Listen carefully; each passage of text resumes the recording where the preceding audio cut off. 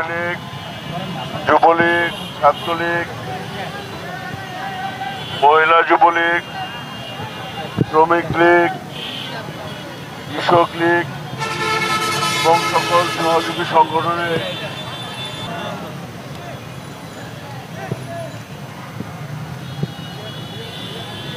কোঠা সংস্কারের নামে যখন যেই দিন থেকে নাশকতাকারীরা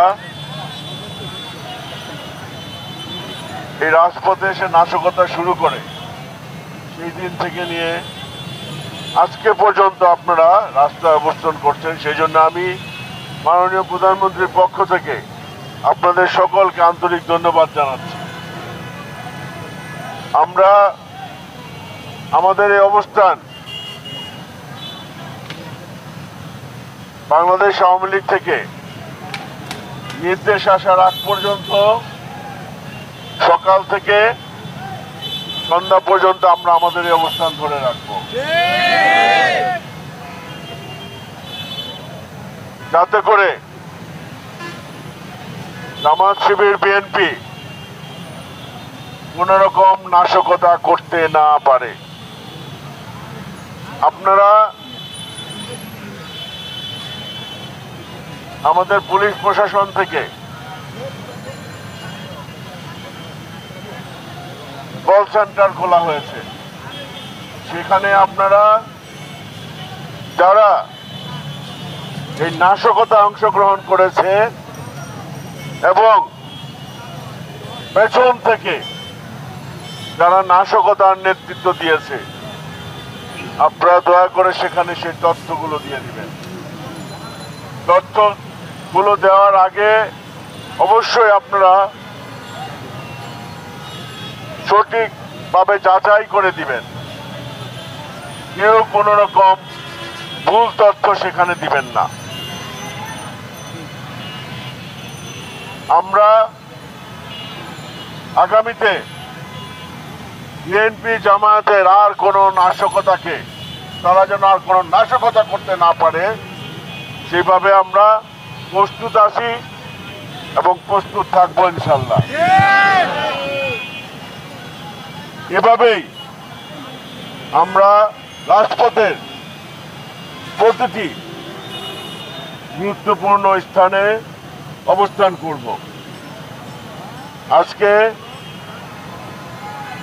শোক দিবস ঘোষণা করা হয়েছে, তাই আমরা স্লোগান দিব, কিন্তু আমরা হাতে তালি দিব না।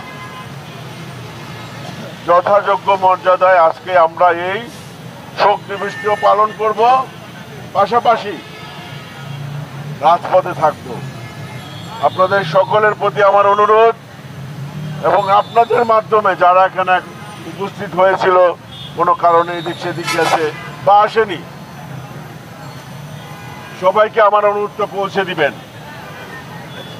এখন আমাদের সবাই ঐক্যবদ্ধ হয়ে সকল রকম বিভেদ ভুলে গিয়ে আমরা যেন এই নাশকতাকে প্রতিরোধ করে যাই।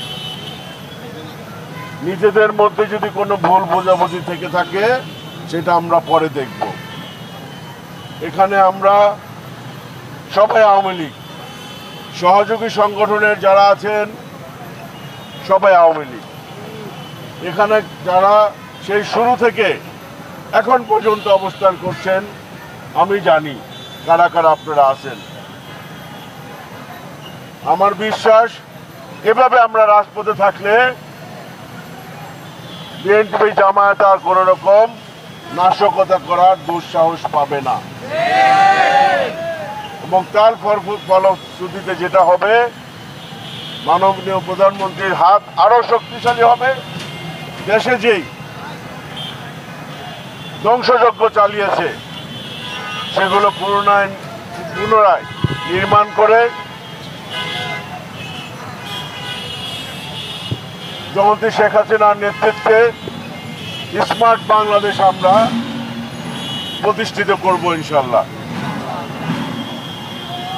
আপনাদের সবাইকে আমি আন্তরিক ধন্যবাদ জানিয়ে, এবং একজন আরেকজনের সাথে যোগাযোগ রাখবেন, যখন যে নির্দেশনা আসে সেই নির্দেশনা পালন করার জন্যে আমি আবারও আপনাদের সবাইকে ধন্যবাদ জানিয়ে আমার বক্তব্য শেষ করছি। কারণ আমাদের আরো বেশ কিছু গুরুত্বপূর্ণ জায়গায় আমাদের নেতাকর্মীরা আছে, তাদের সাথে সাক্ষাৎ করব। আর আমি তো 17 তারিখ থেকে আপনাদের সাথে আছি এবং যতক্ষণ প্রয়োজন আমি আপনাদের সাথে থাকবো ইনশাল্লাহ। সকলের সুস্বাস্থ্য দীর্ঘায়ু কামনা করে বিএনপি জামায়াতের